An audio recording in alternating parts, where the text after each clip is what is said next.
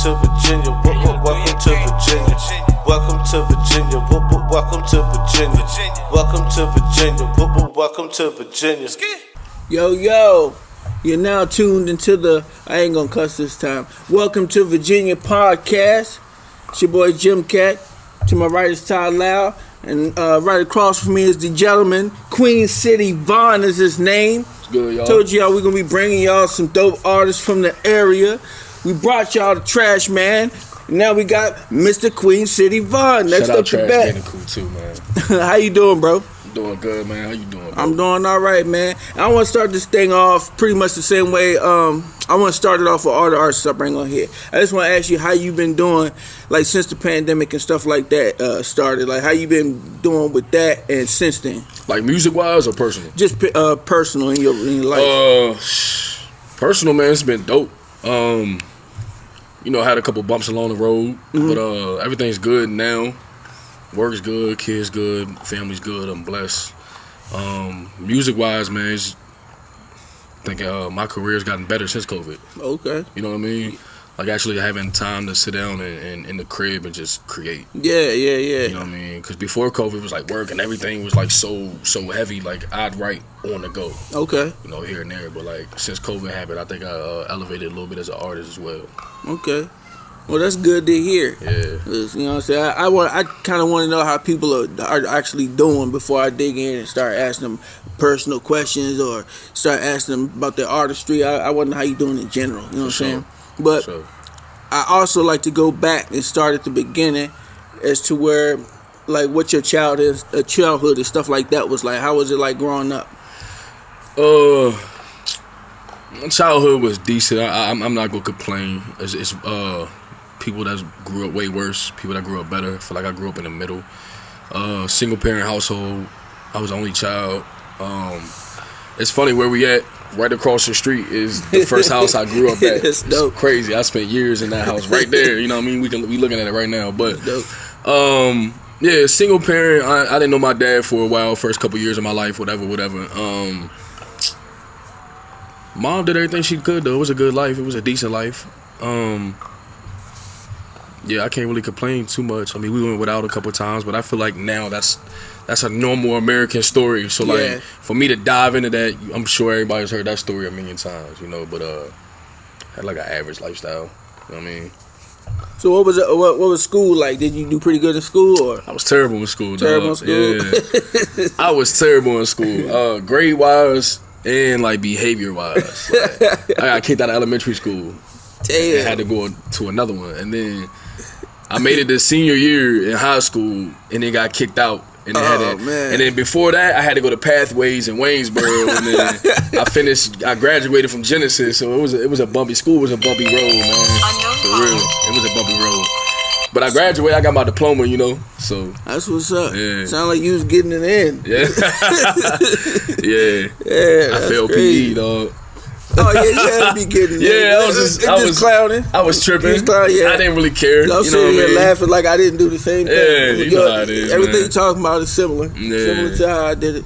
But okay. So when you first started writing music, let me take it back a little further. Who was your first inspiration in music? Who was that you heard rapping and you was like, damn, that dude is ill? Like the first time you heard somebody and really felt it like that.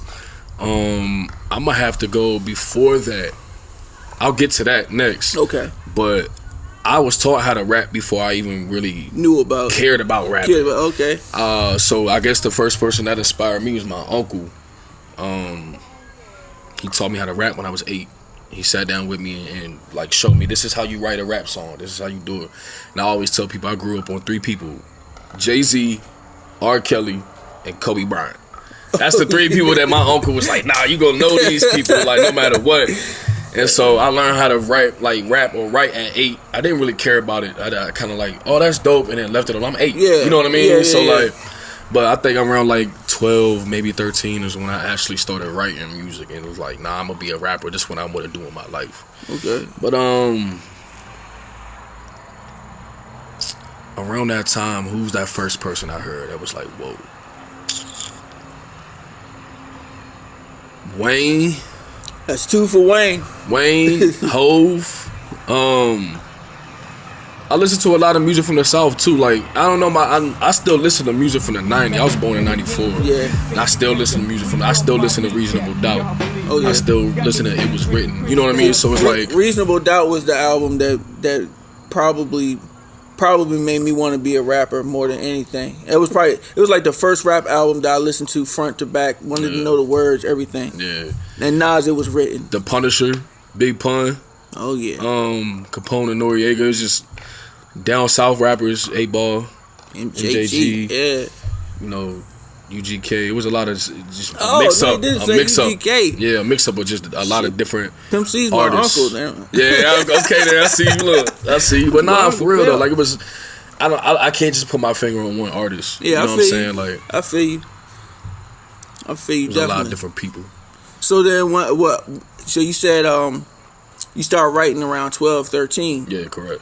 You remember your first rhyme or your first actual verse you recorded? Nah. You remember the first verse you recorded? I want to. I would want to take the time to sit here and be like, oh, what was it? But nah, I don't think I can draw that far back. You know what I mean? All right. So when did you get serious with it then?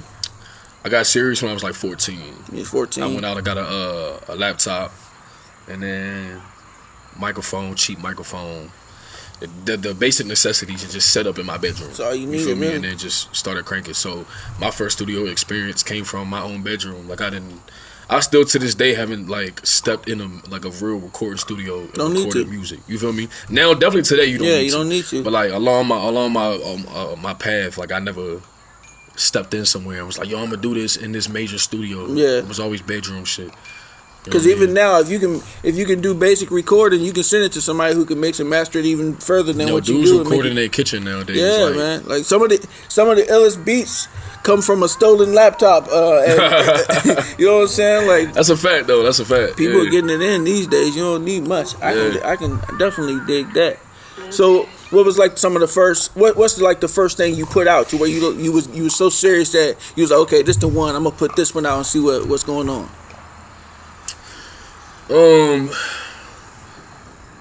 I can't remember a specific song. I just remember a specific time. Okay. Like a time frame. Like I think once I figured out like, oh, this is how you use this program. Yeah. Oh, this is how you can bounce a file or bounce a track. Like once I figured that out, I just started uploading every song I recorded to SoundCloud. Word. I'm gonna do this, upload it. Do this, upload it. Like those songs are still in my SoundCloud. Yeah. So like if you go to follow my SoundCloud, today the music that I'm still dropping, if you scroll far enough, you'll still hear my stuff from back then. You know what I mean? Dope. I'm gonna do that then. I kind of left that there for that purpose. I like to see people's journey from where they started to where they are. That's now. why I didn't make a new SoundCloud. Yeah. You know what I mean? Like, yeah. I just wanted to leave all that. So if you cared to dive enough into my stuff, you be like, oh, you could tell he was younger. You could tell it was recorded in the studio in the closet. You know what I mean? Like, it's one of those things. So, well, one of the things I like about you is your ear for being able to use melodies and stuff. Because I'm a harmony and melody guy. I love. For sure. I don't even like to rap on beats that I can't sing on as well. Yeah. But, it becomes a thing once you start doing it becomes a thing. It starts getting addictive. Yeah, for so sure. how'd you get into that, and how'd you realize that you had that ear to be able to actually even do it? Because some people do it and they don't even know that they're not doing it correctly. Right. But you are one of the few that I do hear that does it correctly. I think this is because I grew up around a musically inclined family, I guess. Yeah. My mom was a dancer, choreographer. She used to come right up to here to this building and teach classes on dancing and stuff. No doubt. Yeah, I grew up pop locking in that house right there. Like my uncle, he sung a little bit, played the keyboard. He taught me how to play the keyboard when I was younger. So like I started singing before I did and then my pops, he sang. He was in a gospel group. And they did their thing for a while. My sister sang, and my older brother Ace, he sang. So I grew up dancing and singing before I ever started rapping. It was just one of those things for me where I was like, that gives me the chills because that's the same thing with me. For real, for real, that's man. crazy. I come up singing in the choir, all that good stuff. Man. I sung long before I thought I was gonna be a rapper. But you know what? I can't play the keyboard and all that stuff. I don't think I've ever written written a serious R&B song that I was serious about. I got a couple that I could show you that's like, I put it together, but I don't think I've actually written an R&B song. Yeah, okay. I'm gonna push this. You might want to even dive into that. I think I'm gonna start doing. You might want to even dive into that because you're real good with the melody. Yeah, after I wrap up this album, I think I'm gonna. Yeah, you should dive into that because I'll say this: when it comes to R&B, versus hip hop, it's a lot easier to put your feelings and to put and express yourself in R&B because it allows you to be a lot more vulnerable. You gotta be vulnerable. You know what I'm saying? In hip hop, sometimes we have this machismo and we have this ego about us to where we want to say the things that impress this person, Right. but we don't want to dive too much into our personal life because it makes us look kind of weak. Or, you know what I'm saying? But depending on who you are and how you do it. Yo, those are some of my favorite artists that can be That the can most be vulnerable. Like vulnerable, Kevin yeah. Gates. Yeah. A lot of people don't like him. They think he weird. Say he be tripping, all that, I'm whatever. kind of up in there. Like I used to love Kevin Gates, and then I kind of got off him for a minute because he did get kind of weird. He to get me. kind of But he's shifty just- sometimes. And sometimes But his all in all- delivery on the actual song be a little offish. But like for Yeah. the most part, he vulnerable. I was gonna say, all in all, you can just tell that he's on a journey, and he's open to learning and doing things that a lot of people ain't doing. And he don't care. He don't care what he shares. No filter. He don't care have- what he shares. Yeah. I don't think I'd go that far. Yeah. But I respect that if anything, because it's like Yeah. you didn't even have to say that. Yeah. And the fact that you shared that with the world, and that's something that somebody might have took to their grave, or somebody Yeah. would have only confided in a few people. Like you 'Cause somebody- shared that with the world. You gotta be a real ass nigga to say some of the stuff he was saying, like Right, that's what I'm his saying. Like, cousin and all that right, stuff. like regardless of how you feel about it, like he allowed himself to be vulnerable. Yeah. You know what I mean? So I always respect artists that can do that, and that's why some of my favorite artists like Cole, Yeah. Ace Hood back in the day. You don't hear everybody talk about Ace Hood. Ace Yeah. Hood back in the day when he caught a little stride at a certain point. Yeah. Wale and Jersey, like all of these guys know how to be vulnerable. Yeah. So that's what I like. That's what I came up I listening to. still like Wale. I still like Wale. Yeah, Yeah. sometimes Wale, you need a dictionary for him. You know what I mean? Yeah. Yeah. I mean, but yeah, for the most part, those are the few guys that I rock with that's vulnerable. So sometimes I introduce that to my music. I'm starting to learn how to do that. Yeah. Because when you're a local artist, or you're just trying to figure out what method you're gonna use to Yep. introduce yourself to the world. A lot of it is like almost gimmick rap. Yep. A lot of it's like I'm gonna say what everybody else is saying in my own way, so you can pay attention to me. And that You know what what I mean? that's either gonna work really well, Yeah. or it's gonna hinder you in the Yeah. long run. Because however you start, a lot of times you're gonna have to That's end up how you gotta finishing go that out. way. Yeah. And what I'll tell anybody coming up, and I want to tell you, like being older, like the best way to come in, or the best way to rhyme, period, is to be vulnerable, is to put your life experiences out there, because people want to know who you are. People want to be Sure. able to relate to you, because they can't relate to somebody talking about how they got all this money and all these chains and these cars and they doing this. And everybody sure. don't trap. Everybody ain't popping bottles in the club and stuff like that. That's a But fact.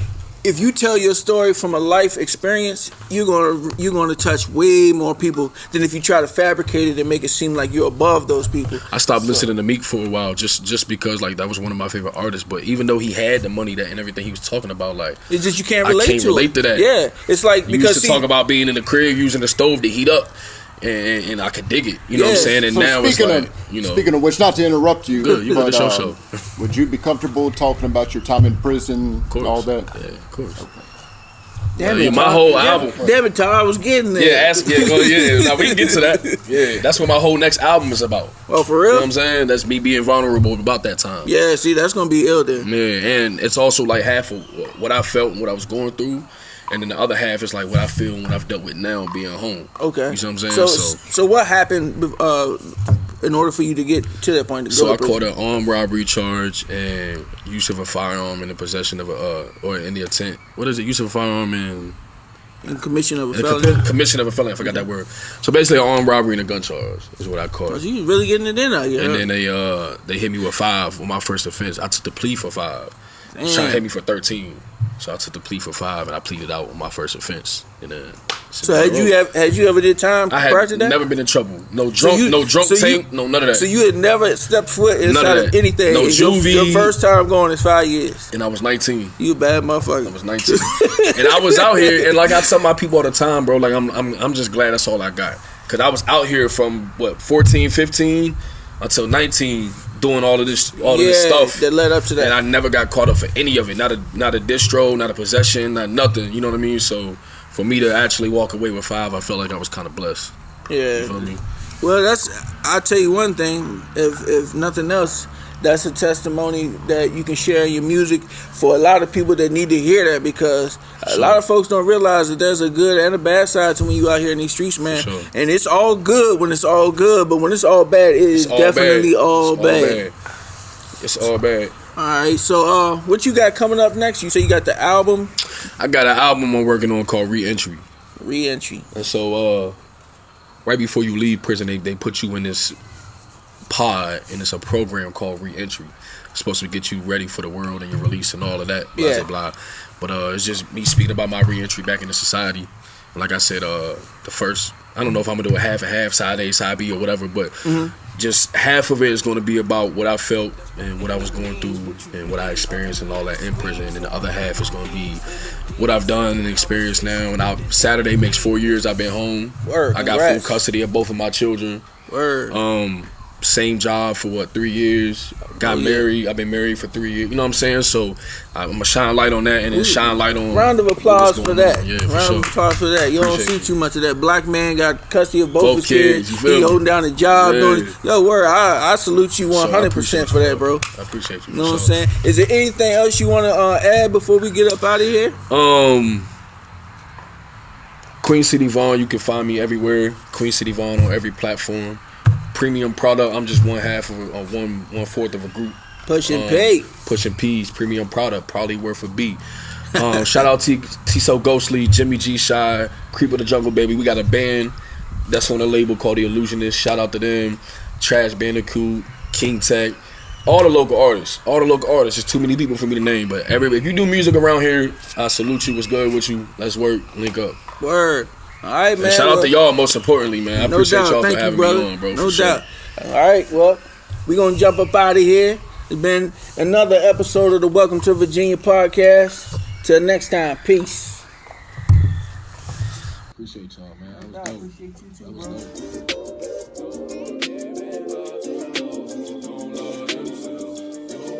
The world is cold, so you gon'